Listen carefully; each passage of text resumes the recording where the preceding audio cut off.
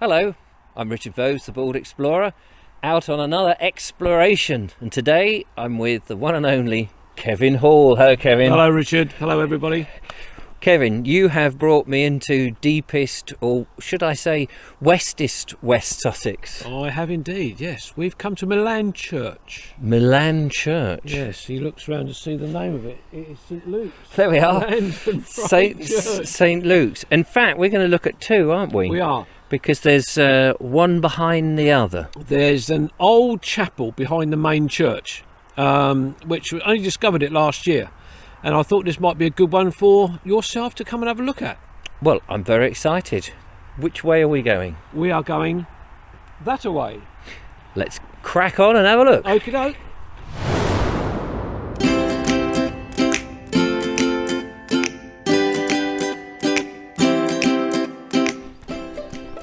It's a very peaceful area, isn't it? It's lovely, isn't it?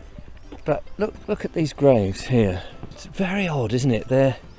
They're all covered. I mean, they're all raised. I mean, I'm sure they're not. I'm sure the coffins, when they were buried, are below, but they're all bumpy with earth and now covered in this amazing moss. But that's strange because you've got different types of moss as well. Yes. You've got this one here. It's almost like, well, you can almost mistake this as like some little forest on it. But when you look around, they're actually, it's almost as if they're covered in different moss in different areas. Yes, but for me it's the fact that these graves, I don't want to tread on anyone's grave, but they're just raised, and I just wonder why that is done. This looks like a nice little viewing platform, doesn't it, to have a look at the all those wonderful graves. Actually, it's quite interesting because you observed down there that the moss was actually growing over the marble frames. Yeah, it's when we stopped to take some photographs, I noticed that just on the corner there, one of them, I saw the marble frame, and then sort of looked at it a bit closer, and you could see where the moss is actually growing over the top. Yes. And then when you look at more graves, which are a little bit further down, you can see where it's happening the same.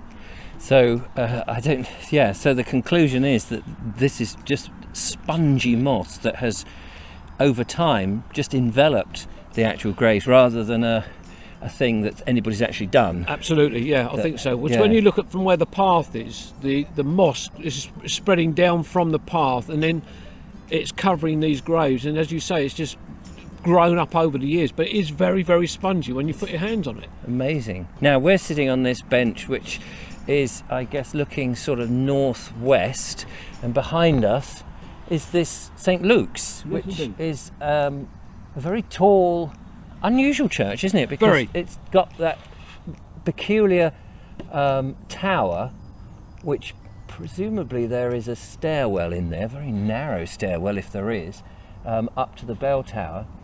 You can see that there used to be clock faces there. Yeah, there was. Yeah, you can see actually. I've just noticed there would have been one on this side as well, but we do know on the other side there was one. So there's been 3 clock faces at some stage here, which have obviously all been taken away. But this is a Victorian church.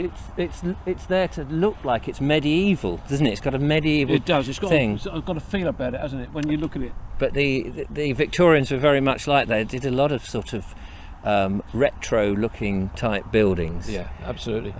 But this isn't the main reason you've brought me here. No, it's not. It's behind the churches. There's the Tuxlith Chapel.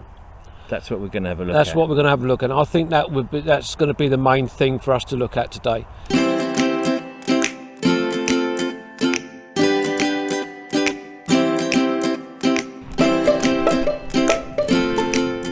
Well, here it is, Kevin. Tuxlith Chapel. We found it. It's just behind us there. Yeah. It's a very lovely. It's a very interesting church because when you look at it at first, with its new roof and the south door there, it sort of belies its age, doesn't it? It does, absolutely. Because this was clearly here before the much larger St Luke's, which is there. Absolutely. So just to describe the actual chapel, it's got a bell cot on the west gable there, which I guess is more recent than when it was originally I would have thought so. Built. It's got some steps which I think went to a 17th century gallery. Yeah, unfortunately, the gallery's not in there anymore. Is it not? But you can see from the inside where the gallery was. Oh, we'll have a look at that then. That will be interesting. Yeah. And then on the west side, I think that must be the oldest bit. We'll go and have a look because you can see some of the earlier herringbone type stonework. Stonework, yeah. So it's believed to have been built in the Norman period originally. Yeah.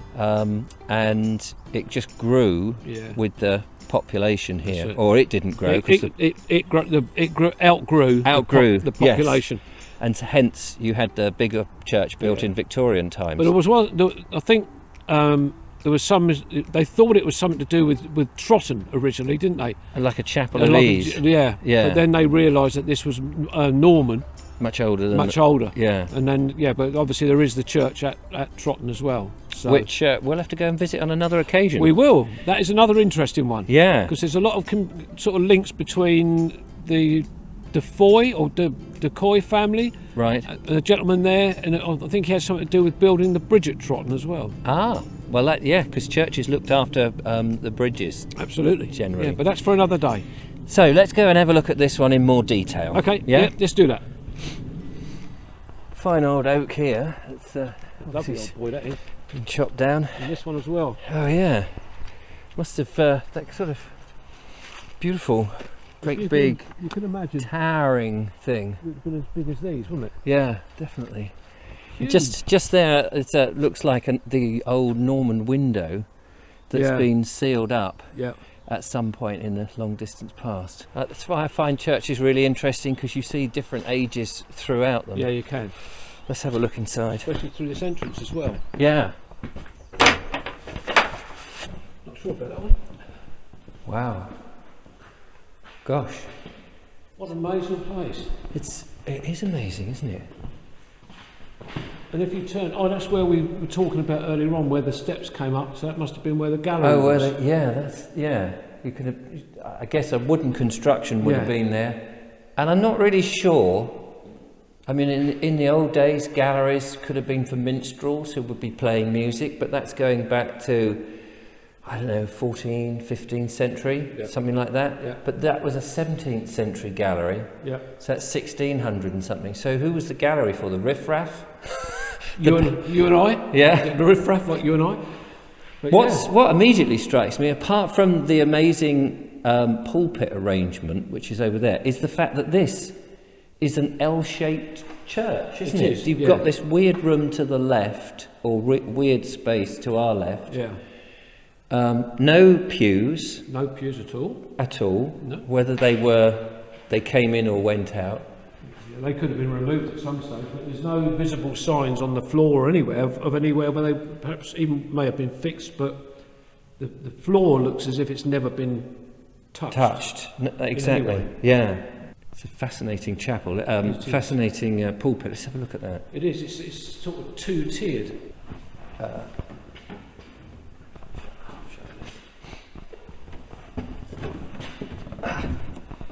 Wow, so this is a double-decker, I think they call these pulpits, because you've got one bit at the front, and then at the top, where he would have had his Bible,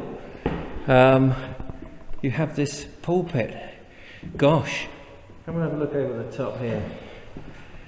Wow, you can imagine the height that you have.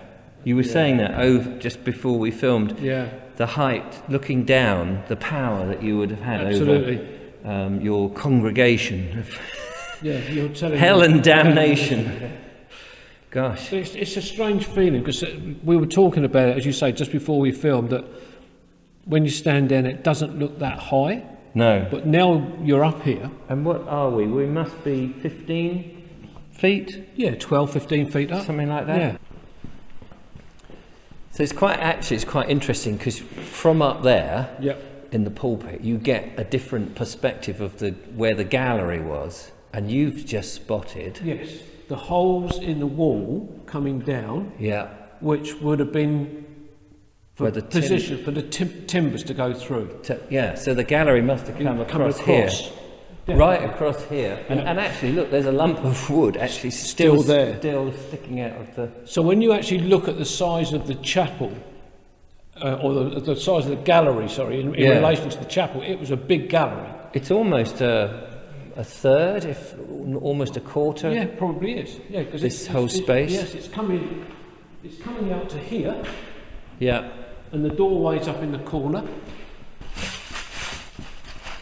Oh, it's a bit warmer out here, isn't it? Yes, it's nice to come out. It's the balmy temperature. Yes, it was. It's quite chilly. I can certainly say it was pretty cold in the chapel there. It was very cold. Yes, indeed. Well, thank you so much, Kevin. It's been absolutely brilliant to come and have a look at the chapel. It was a good suggestion of yours. Yes, it was a toss up between one of two, but I think we've chosen the right one. Well, we'll do the other on another time. Absolutely. A couple of interesting things. The church it outgrew the parishioners, and we saw the earlier church that they went to, which was interesting. And then this got sort of abandoned, didn't it? It did, yeah. It's Grade 2 listed. Yeah.